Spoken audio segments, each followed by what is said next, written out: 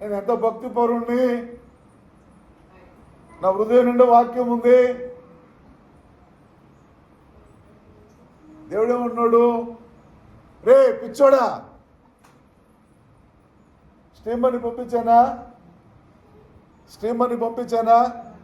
తాడేశాడా? ఎవరు పంపించారు అనుకున్నావు? నేనే. హెలికాప్టర్ పంపించానా? నిచ్చెనేసాడా? ఎక్కి రావచ్చు కదా. వాడిని పంపించింది ఎవరు? నేనే. నువ్వు గుర్తెరగకుండా ఏం చేసావు?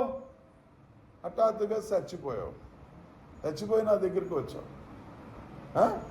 మనుషుడికి కోపం వస్తే డాక్టర్ దగ్గరికి పంపిస్తాడంట, డాక్టర్ కోపం వస్తే దేవుడి దగ్గర పంపిస్తాడంట.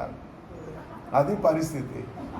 నా కోపం వచ్చింది అనుకో, 2 దెబ్బలు కొడతాను, అది కాలో చెయ్యో వాసిపోవడమో ఇరిగిపోవడమో ఏదో జరిగింది. ఎక్కడికి వెళ్తావు నువ్వు? నేరుగా డాక్టర్ దగ్గరికి వెళ్తావు.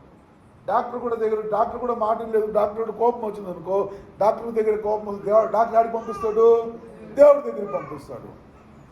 నేను ఎందుకు చెప్తున్నాను రా అంటే, కొన్ని మూర్ఖపు పనులు చేస్తూ ఉంటాం. మనం మూర్ఖంగా ప్రవర్తిస్తూ ఉంటాం. గాల్లో దీపం పెట్టి దేవుడా దేవుడా అంటే అది కుదరని పని.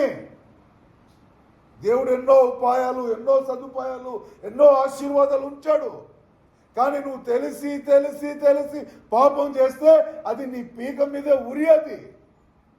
దేవుడు నాకేం చేయలేదులే, ఇంకా నన్ను క్షమించాడులే, నేను ఇంకా బాగున్నానులే, దేవుడు నన్ను.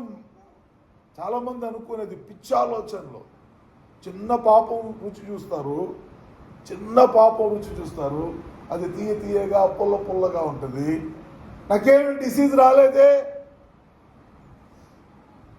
పాపం నుంచి జీతం మరణం అన్నాడే, మన చచ్చిపోలేదే. అవ్వమ్మనింది ఆదం గారి దగ్గరికి వెళ్ళి, ఏమనింది? దేవుడు నీతో అబద్ధం చెప్తున్నాడు. దేవుడు నీతో ఏమన్నాడు?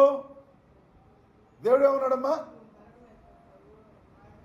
ఈ పండు తిను దినమున నిశ్చయముగా నువ్వు సత్యనవ్వు అన్నాడా? దేవుడు అబద్ధం ఆడొచ్చా? ఏం మాట్లాడుతున్నావు నువ్వు అన్నాడు. నేను అర్థం చూడయ్యా, నువ్వు నమ్మవని సగం పండు తిన్నాను, నేను చావలేదు. చావు కళనాలు రాలే. చావు కళ్ళు వచ్చిందో, పేత కళ్ళు వచ్చిందో, ఏ కళ్ళు వచ్చిందో ఎవరికి తెలుసు? దేవుడికి తెలుసు. చావు కళ్ళు రాలే, నేను చనిపోలేదు. దేవుడు ఏం చెప్పాడు? అబద్ధం చెప్పాడు.